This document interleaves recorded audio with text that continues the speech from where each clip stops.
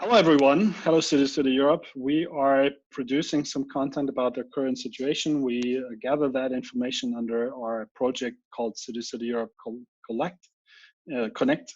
And I'm very happy today to have a very special guest here, someone that probably many of you know personally, Barth. He is right now in Florida, and he has been the director of City Europe for a long time and is still very much connected with his heart to the things that are going on in Europe. If there's someone who knows probably the most people in our network in Europe, it's probably Al. And so I'm very happy to have you here as our guest. Welcome. Thank you. Glad to be here. Hello, Al. And I just have a list of questions that I want to ask you. And yeah, the vision of City Europe is to create movements of the gospel in the cities of Europe, which you have been giving a lot of your time and life and heart into to do that and thinking behind that. So, and we are right now in a very interesting or challenging time, actually. We are in a crisis that's a global one. And my first question is, Al, very personally, probably a lot of people would be interested. How are you doing? Where are you, and how is that affecting you personally? Well, as some of you know, I have just come off a 4-month hiatus from ministry. So I ended up having a knee operation very late November and did about 6 weeks of rehab. And then City was generous to kind of restore part of my sabbatical that I'd kind of lost out on a little bit a couple years ago. And so combination of holiday time and study leave and sabbatical, I was able to be off until April 1st. And so it's surreal, you know, to come out of that hiatus and then to walk into the situation. The whole world feels different, and the uncertainty that is out there and the anxiety that many people feel is literally overwhelming. We are actually doing well personally, although one of my son-in-laws had COVID-19, but it was mild, and so it really didn't, affect him very much. And none of the rest of the members of the family, at least that we know, became symptomatic at all. So they're doing fine. But obviously, this is touching all of us financially. I really grieve for those who it's really impacting physically, where they're literally losing people. But it's affecting all of us in all kinds of different ways, and it's definitely affecting city to city. So we're trying to figure out, okay, what does it look like after this, and when is that after coming? Yeah, exactly. So you're already touching on my second question. So the questions here is a lot of people would say that this Corona crisis is almost like the biggest global crisis in many decades. They compare it to other big crises in the past, even at least when it comes to global crises. You have a little bit more life experience than most of us do. So how do you view it, or how do you see it? Well, I think that's right. I think this is the biggest global crisis that several generations have faced, really since World War II, and that unbelievably climactic event. I actually think that we will return to normalcy. And although it may be a new normal for a while, I think it'll revert back into a fairly normal situation.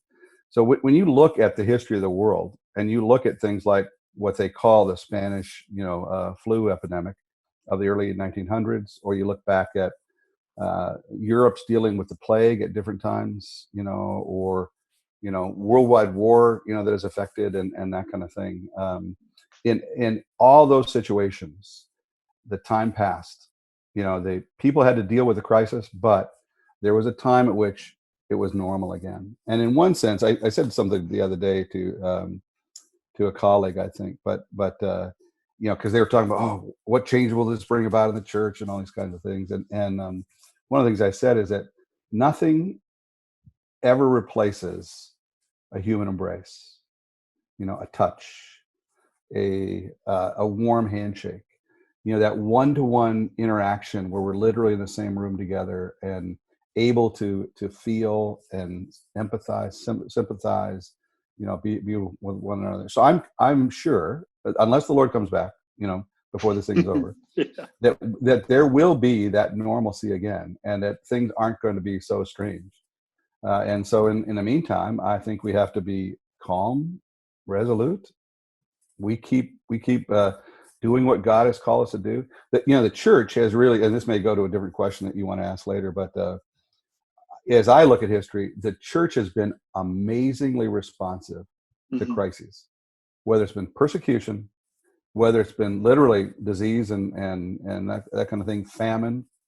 It's usually the church that is right in there, caring for people, you know, working out the gospel, refusing to flee the cities and go to, and you know, to the countryside to live in their villas or that kind of thing. They've stayed in there and worked, you know. So that's a huge improvement. That's good. That leads to the next question. So through our project, City City Europe Connect, many leaders have conversations about the new challenges and how church can be a help for people or for the whole city in this crisis. So what do you think are the most important questions that we need to ask in these conversations now?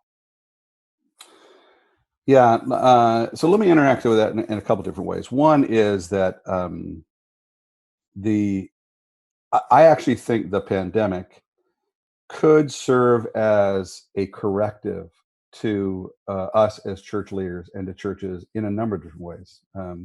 One thing that it kind of reveals or highlights, particularly in North America, but I think in other places of the world that has followed a lot of North America's lead, it highlights the problem of orienting churches to a Sunday morning or whatever your worship day is, kind of emotional, high energy, celebratory type of event where people get kind of emotionally affected, and then they go out and do whatever they're supposed to do the rest of the other 6 days of the week. When that's not possible, so persecution does this, but also something like this. When that's not possible, it brings back the idea that the church is supposed to be a priesthood of believers. We are supposed to be those who can minister to one another and minister to those outside, irrespective of any public, gatherings or that kind of thing. So I actually think it may help any number of churches recover what we're supposed to be: a family, a real community that cares for one another. And so it de-emphasizes the Sunday morning great preacher, you know, or the kickin band, or, you know, all the other things that we seem to think are so important in church. And I think it's pretty evident that God is working just incredible ways, through this.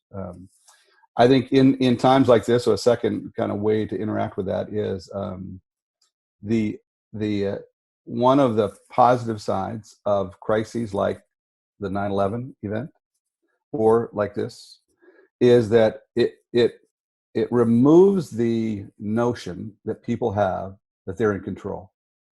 You know, actually, they never were in control, and a lot of people have said this kind of thing.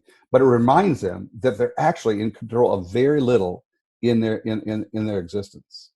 And when that feeling comes, it is pretty natural to reach out to that one who actually is in control.